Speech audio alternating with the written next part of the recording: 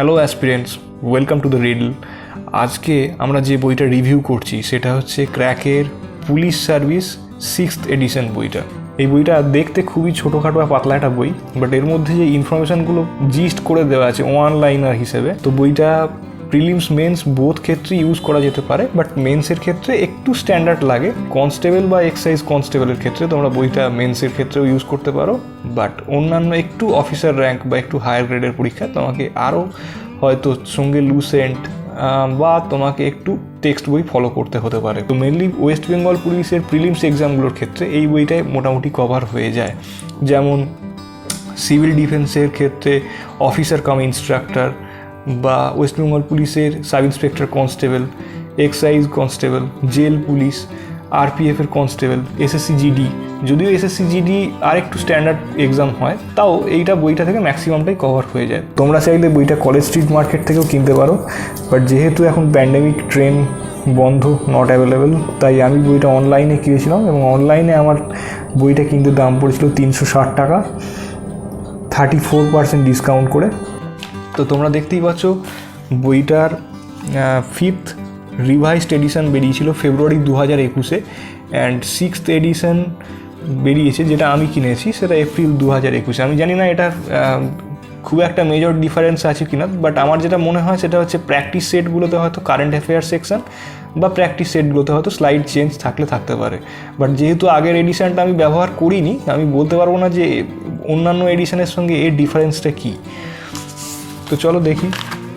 বইটার প্রথমেই যেটা দেওয়া হয়েছে সেটা হচ্ছে পুলিশ সার্ভিসের যে সমস্ত পরীক্ষাগুলো হয়, যেমন অফিসার কাম ইন্সট্রাক্টর, যেগুলো আগে আমি মেনশন করলাম, সেইগুলোর সিলেবাসটা এবং রিক্রুটমেন্ট প্রসিডিওরটা কতগুলো পার্টে হয়ে থাকে টোটালটা এক্সপ্লেন করা হয়েছে।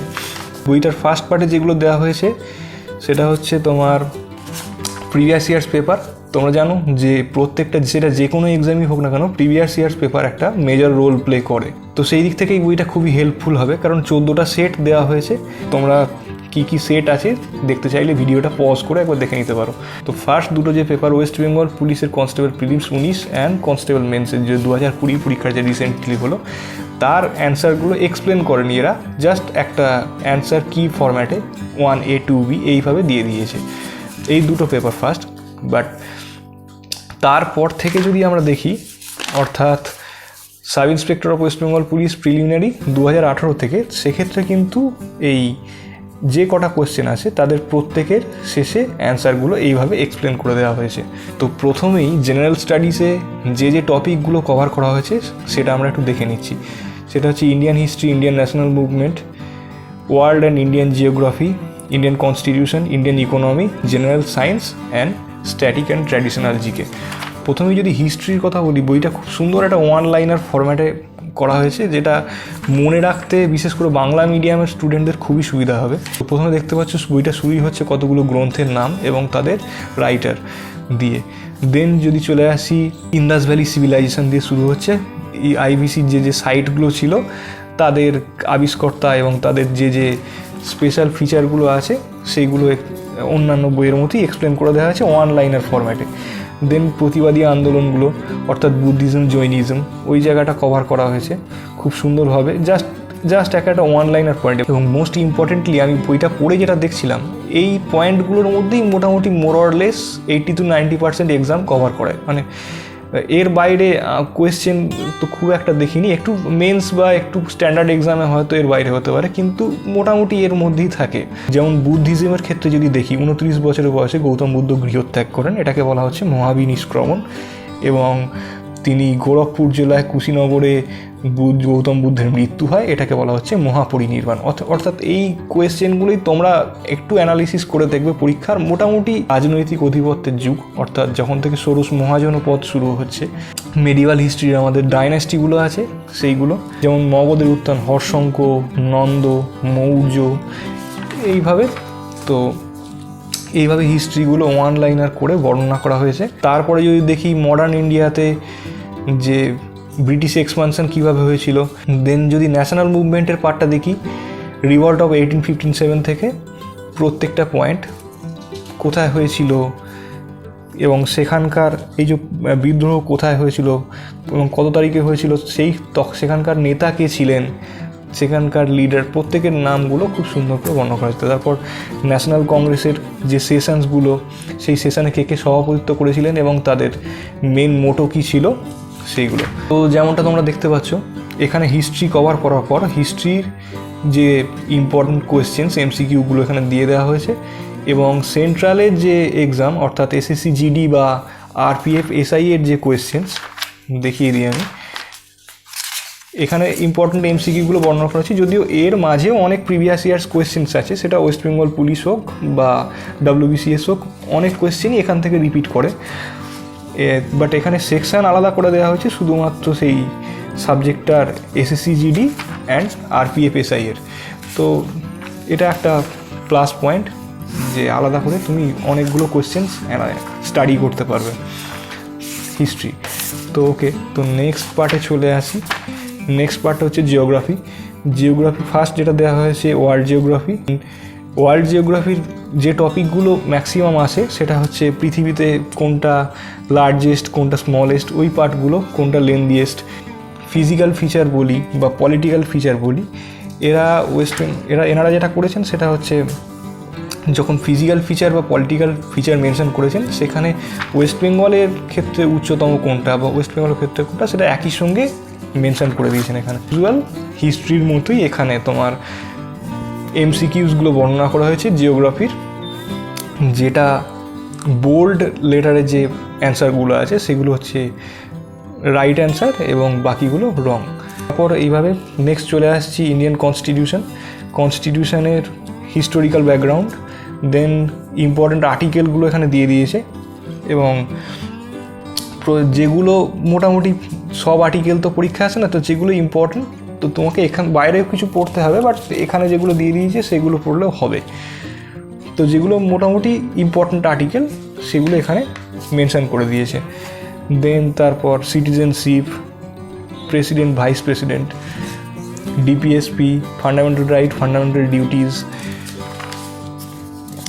Vice president, president, then parliament, speaker of the Lok Sabha, then পার্লামেন্টের অধিবেশন, দেন এখানে জুডিশিয়ারি সিস্টেমটা supreme court, high court and lower courts, attorney general, chief minister, governor, Vidhan Sabha. তারপর এখানে যেগুলো মেনশন করা হয়েছে ইউনিয়ন টেরিটরিজগুলো, সেগুলোর কী কী special features, then election commission and political parties, then amendment of the constitution. তো এইভাবে কিছু ইম্পর্টেন্ট পয়েন্টসগুলো অ্যাজ ইউজুয়াল বাকি সাবজেক্টগুলোর মতো পলিটিক্সে কভার করা হয়েছে। দেন চলে আসছি ইন্ডিয়ান ইকোনমি।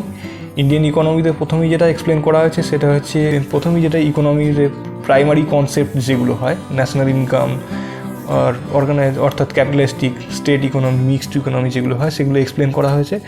খুবই সংক্ষেপে এক্সপ্লেন করা হয়েছে, জাস্ট একটু ব্রাশ আপ করার মতো।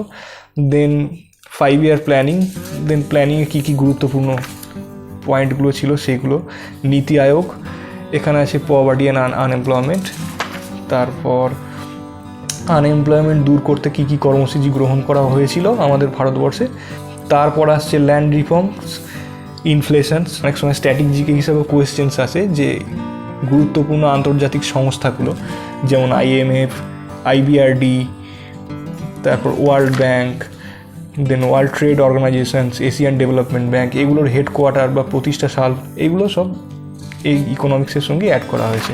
তারপর যেটা আসছি সেটা হচ্ছে জেনারেল সায়েন্স। জেনারেল সায়েন্সের প্রথমেই যেটা হচ্ছে ফিজিক্স। যেটা সায়েন্সের পার্টের ক্ষেত্রে যেটা দেখলাম, ফিজিক্স কেমিস্ট্রিতে এখানে আলাদা করে চ্যাপ্টার ওয়াইজ বা সিকোয়েন্স ওয়াইজ ডিভিশন কিছু করেন। মোস্ট ইম্পর্টেন্ট বা মোর ইম্পর্টেন্ট যে পয়েন্টগুলো সেগুলো পয়েন্ট ওয়াইজ তুলে ধরা হয়েছে। তারপর যদি চলে আসি লাইফ সায়েন্সের ক্ষেত্রে, এখানে একটু চ্যাপ্টার ওয়াইজ ডিভিশন করা হয়েছে, বটানি, জুলজি, ফিজিওলজি এরকম করে। আলটিমেটলি সেই ইম্পর্টেন্ট পয়েন্টগুলোই এক্সপ্লেন করেছে। যেমন লাইফ সায়েন্সের ক্ষেত্রে first cell and cell division, and তারপর আসছে প্লান্ট কিংডম, প্লান্ট কিংডমের পরে তারপর অ্যানিমাল কিংডম, তারপর ফটোসিনথেসিস, অর্থাৎ এখানে পুরো বটানি পার্টটা প্রথমে এক্সপ্লেন করা হয়েছে। তারপর এখানে digestion and circulation, blood, nervous system, virus, bacteria, তারপর এখানে জুলজি এবং ফিজিওলজি পার্টটা মেনশন করা হয়েছে। তবে ফিজিক্স কেমিস্ট্রির তুলনায় বায়োলজিটা এখানে বেটার, একটু ভালোভাবে এক্সপ্লেন করেছে। দেন চলে আসছি জেনারেল নলেজের সেকশানটা। এই পার্টটাকে টোটাল 65টা ভাগে ভাগ করেছে। অর্থাৎ 65টা কন্টেন্টসে আর কি। তো 65টা কন্টেন্টসের মধ্যে তোমরা যদি কেউ দেখতে চাও যে কী কী কন্টেন্টস আছে, তোমরা এই ভিডিওটাকে এই জায়গায় পজ করে দেখতে পারো। তারপর আসছে ম্যাথস অ্যান্ড রিজনিং। তো ম্যাথসে তোমরা জানো যেটা বেশিরভাগ পুলিশের পরীক্ষাগুলোর ক্ষেত্রে স্টেট লেভেলে অ্যারিথমেটিককে প্রায়োরিটি দেওয়া হয়, কিন্তু তাছাড়াও এখানে এক্সট্রা অনেকগুলোই দেওয়া, যেমন ডেটা ইন্টারপ্রিটেশন বা মেনসুরেশন, এই দুটো জিনিস এক্সট্রা এখানে অ্যাড করেছে ম্যাথসে, আমি যেটা দেখতে পাচ্ছি। তারপর আসছে verbal reasoning and non verbal reasoning. Maths বা জিআইয়ের ক্ষেত্রে এরা জাস্ট প্রথমে কিছুটা পার্ট একটু চ্যাপ্টারটা সম্পর্কে ডেসক্রিপশান, যেমন নাম্বার সিস্টেম, নাম্বার কত টাইপ হয়, তো চ্যাপ্টার সম্পর্কে একটু ডেসক্রিপশান, এবং ডেসক্রিপশান দেওয়ার পর তারপর এমসিকিউজে, সেগুলো প্রিভিয়াস ইয়ার্স হতে পারে বা তোমার ইম্পর্টেন্ট এমসিকিউজ হতে পারে, যেগুলো স্যারেরা সিলেক্ট করেছেন সেগুলো এক্সপ্লেন করেছে। ওকে, তারপর আসছি ইংলিশ। ইংলিশে এখানে প্রথমেই যেটা বর্ণনা করা আছে সেটা হচ্ছে অ্যাপ্রোপ্রিয়েট প্রিপোজিশনস, অ্যান্ড সেইগুলো যে অ্যাপ্রোপ্রিয়েট প্রিপোজিশনসগুলো এক্সামে আসে বারবার, সেইগুলো ইম্পর্টেন্ট, সেগুলো বর্ণনা করা হয়েছে। দেন ফ্রেজাল ভার্বস, অর্থাৎ আমাদের ভোকাবুলারি যে পার্টগুলো, যেগুলো মুখস্থ করতে হয় আমাদের রেগুলার বেসিসে, অর্থাৎ idiom and phrases, one word substitution. তো এখানে কিছু ইম্পর্টেন্ট যেগুলো এক্সামে বারবার রিপিট হয় সেগুলো এক্সপ্লেন করে দিই, স্পেশাল ভালো। তো এই বইটার আরেকটা কারণে আমার খুব ভালো লেগেছে, কারণ বাংলা গ্রামারটাই বইয়ে মেনশন করে দিয়েছে। বাংলা গ্রামার জেনারেলি এমসিকিউ ফরম্যাটে পাওয়া আমাদের পক্ষে খুব চাপ হয়ে যায়, তো এখানে এই জিনিসটা পাওয়া গেলে অনেক সময় পশ্চিমবঙ্গের অনেক পরীক্ষাতেই বাংলা গ্রামারটা খুবই হেল্পফুল হয় আমাদের ক্ষেত্রে।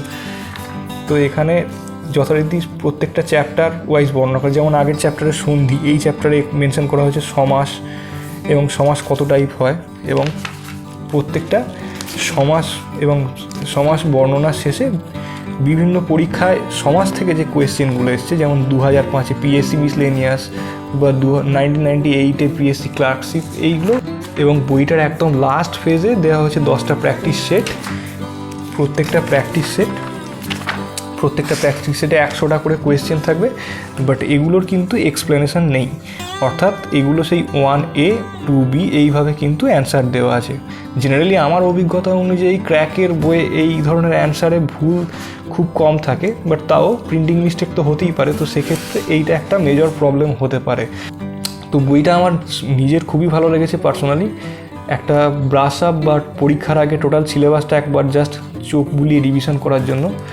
তো বইটা খারাপ জায়গা যে দুটো জায়গা আমার মনে হয়েছে, সেটা হচ্ছে প্রথম যে দুটো প্রিভিয়াস ইয়ার্স পেপারের যে প্রথম দুটো সেট, অর্থাৎ ওয়েস্ট বেঙ্গল কনস্টেবলের mains 2020 exam and West Bengal কনস্টেবলের প্রিলিমস 2019 এক্সাম, এই দুটো এক্সামের কোয়েশ্চেনের এক্সপ্লেনেশন দেওয়া হয়নি, যে ক্ষেত্রে অনেক ক্ষেত্রে এটা হয়তো সমস্যা হতে পারে।